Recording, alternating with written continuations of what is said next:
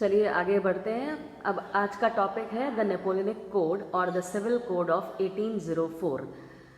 Napoleon ने France के अंदर जैसे ही रूल स्टार्ट किया, हमने फ्रेंच रेवोल्यूशन के टाइम पर पढ़ा था कि एंड तक आते आते नेपोलियन ने अपने आप को वहाँ का रूलर डिक्लेयर कर दिया था। और जैसे ही नेपोलियन ने अपने आप को एम्परर डिक्लेयर किया, दैट मीन्स डेमोक्रेसी वहाँ से खत्म हो गई। उसके बाद उसने अपना जो एक्सपेंशन का वर्क था वो आगे बढ़ाया, यानी आसपास के एरियाज़ में भी वो एक्सपैंड करता चला गया। जो जो टेरिटरीज उसने एक्सपैंड करी वहाँ पर अपने वो रूल्स एंड रेगुलेशंस जो उसने फ्रांस के लिए बनाए थे वो अप्लाई करता चला गया। तो इस टाइम पर इसने बनाया था एक नेपोलियनिक कोड, जिसको सिविल कोड ऑफ 1804 भी कहा जाता है। अब ये नेपोलियनिक कोड जो था वो काफ़ी कंडीशंस के लिए, काफ़ी चीज़ों के लिए काफ़ी अच्छा भी था। जैसे इस नेपोलियनिक कोड के अकॉर्डिंग जो अच्छा हुआ था वो था did away all the privileges based on birth, यानी जो पहले बर्थ बेस्ड राइट्स फ्रांस के अंदर मिले हुए थे, जैसे नोबल्स है, क्लर्जी है, उनको कोई टैक्सेस नहीं पे करने हैं, सारी प्रॉपर्टी राइट्स को एंजॉय करते थे, तो वो प्रिविलेजेस अब हटा दिए गए। दूसरा, established equality before the law. अब कानून के लिए, कानून की नज़र में हर कोई एक ही है, चाहे वो नोबल हो, क्लर्जी हो, आम इंसान हो, थर्ड स्टेट से हो, कहीं से भी हो, सबके लिए कानून व्यवस्था एक जैसी है, रूल्स एंड रेगुलेशन सबके लिए एक जैसे हैं। Then secure the right to property. अब आपके पास अपनी प्रॉपर्टी को सेव करने का राइट भी है। सिंप्लीफाइड एडमिनिस्ट्रेटिव डिविजन्स, जो भी एडमिनिस्ट्रेशन का तरीका था उसको बिल्कुल सिंपल कर दिया ताकि आम जनता को समझ में आ सके कि किस तरह से रूल हो रहा है। Abolish the feudal system, freed peasants from serfdom and manorial dues. जो फ्यूडल सिस्टम था उसको भी खत्म कर दिया और जो पीजेंट्स थे, किसान थे, उनको सर्वडम और मेनोरियल ड्यूज से फ्री कर दिया। सर्वडम यानी जो लो क्लास के सोशल ग्रुप में जो लो कैटेगरी के लोग थे, जो कि बड़े किसानों के खेत पे काम किया करते थे और मजबूरी में इनसे काफ़ी सारा काम करवाया जाता था, उनकी गरीबी का फ़ायदा उठाते हुए काफ़ी सारे टैक्सेस उन पे अप्लाई करते थे, पैसे कम मिलते थे, तो उन सब से उनको फ्री कर दिया। और मेनोरियल ड्यूज, जो उनकी प्रॉपर्टी पे, उनके मैनर्स पे, जो यानी उनके घर प्रॉपर्टी पे जो फिजूल के टैक्सेस लगे हुए थे वो हटा दिए। गिल्ड रेस्ट्रिक्शंस वर रिमूव्ड। गिल्ड रेस्ट्रिक्शंस का मतलब है कोई भी एक पर्टिकुलर प्रोफेशन का जो ग्रुप है, जैसे मान लेते हैं टीचर्स है, तो सब टीचर्स का एक ग्रुप जो कहलाएगा गिल्ड कहलाएगा, तो ये रेस्ट्रिक्शंस भी रिमूव कर दी। यानी अब कोई भी पर्सन जो है, कोई मर्चेंट है, फार्मर है, ट्रेडर है, कुछ भी है, अगर उसको कहीं जाके ट्रेड करना है तो उसको अब रेस्ट्रिक्शंस का को फेस नहीं करना है, वो आराम से अपना व्यापार कर सकते हैं। Then transport and communication system were improved.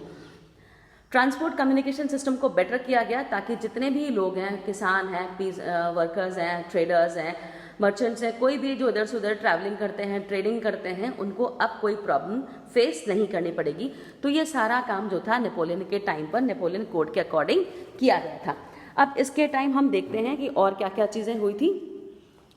तो यहाँ पर हम देखेंगे कि टाउन्स में गिल्ड रिस्ट्रिक्शंस रिमूव करी थी, उसके बाद जो ट्रांसपोर्ट और कम्युनिकेशन सब इम्प्रूव किया था, उसकी वजह से peasants, artisans and workers and new businessmen enjoyed a newfound freedom। ये जो नई तरह की फ्रीडम मिली थी इसको सभी लोग एंजॉय कर रहे थे क्योंकि अब उनको ट्रेडिंग में कोई प्रॉब्लम नहीं आती थी। Business and small scale producers of goods in particular began to realize that uniform laws and standardized weights and measures and a common national currency would facilitate the movement and exchange of goods and capital from one region to another। अब क्योंकि सारा तरीका बिल्कुल simple हो गया था, trade बहुत आसान हो गया था, यूनिफॉर्म लॉज वगैरह बना दिए थे, स्टैंडर्ड वेट्स एंड मेजरमेंट का जो सिस्टम था, नाप तोल का, उसको इम्प्रूव कर दिया।